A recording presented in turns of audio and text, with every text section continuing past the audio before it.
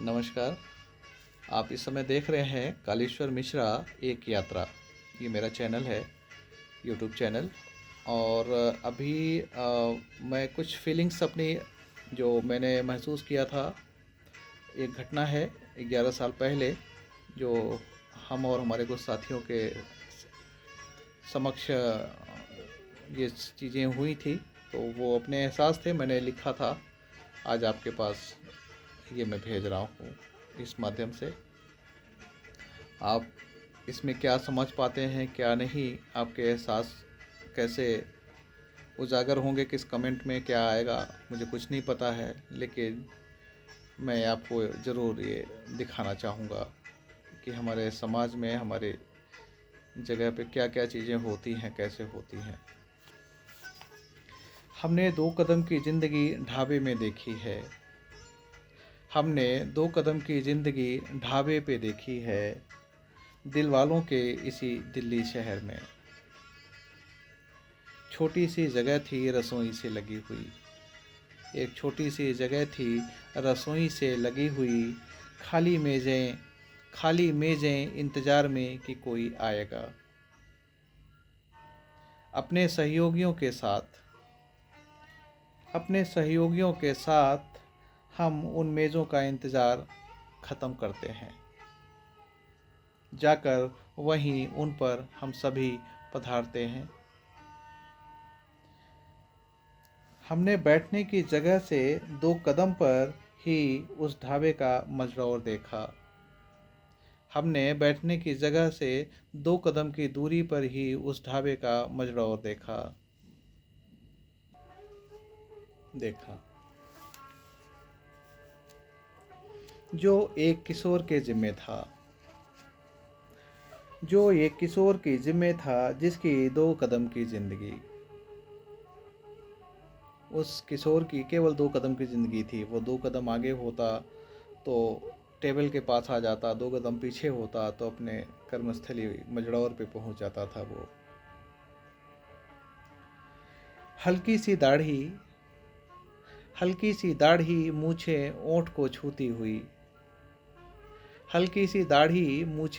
छूती हुई, ये उसकी रूपरेखा है।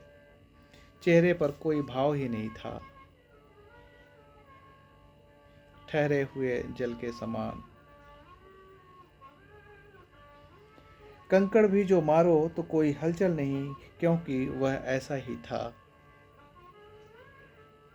जो ठहरे हुए जल की तरह दिखा। जाने क्या बिसूर रहा है लिए 2 कदम की जिंदगी। आधे घंटे के इस दौर में वह कई बार अंदर से बाहर होता गया, लिए अपनी 2 कदम की जिंदगी। आधे घंटे के इस दौर में वह कई बार अंदर से बाहर होता गया, लिए अपने 2 कदम की जिंदगी। साफ कर थाली कटोरी देता गया, 2 कदम ही आगे पीछे, सुबह से रात 11 बजे तक यही करता है। बेचारा लिए 2 कदम की जिंदगी।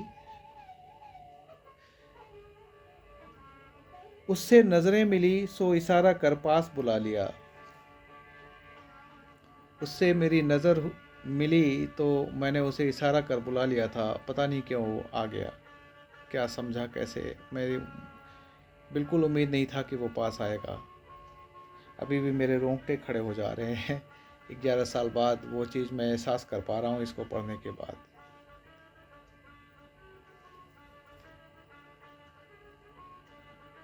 उससे नज़रें मिली सो इशारा कर पास बुला लिया, जाने कैसे इशारा समझ ही गया। पूछने पर वह अपना नाम और पता बड़ी मुश्किल से याद कर के बताया। बड़ी मुश्किल से उसने अपना नाम और पता याद कर के बताया। ऐसा एहसास हुआ जो उसका अभिनय न था। ये पूरी तरह एहसास हुआ कि वह उसका अभिनय नहीं था, न वो हकलाता था, न मंदबुद्धि था। बस अपने काम को वो एंजॉय नहीं कर पा रहा था। मजबूरी में उसकी 12 घंटे की ज़िंदगी, केवल 2 कदम की ज़िंदगी, जूठे बर्तन धुलते हुए गुजर रहे थे।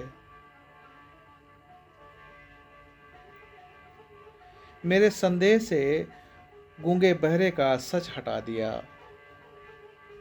मेरे संदेह से गूंगे बहरे का सच हटा दिया। हम मुस्कुरा रहे थे, उसको हंसाने का प्रयास कर रहे थे। हम मुस्कुरा रहे थे, उसको हंसाने का प्रयास कर रहे थे, पर वह तो एक ही भाव से देखे जा रहा था। लेकिन वह केवल एक ही भाव से देखे जा रहा था। लिए अपनी 2 कदम की जिंदगी। शायद हंसना भूल गया हो, शायद हंसना भूल गया हो इस 2 कदम की जिंदगी से।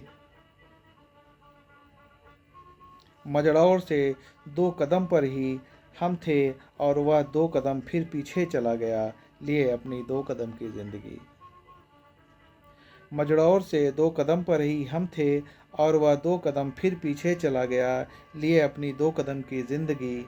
खाली पेटों के इंतजार में, खाली प्लेटों के इंतजार में, शून्य पर घूरता जूठी प्लेट के इंतजार में। इस किशोर की 2 कदम की जिंदगी।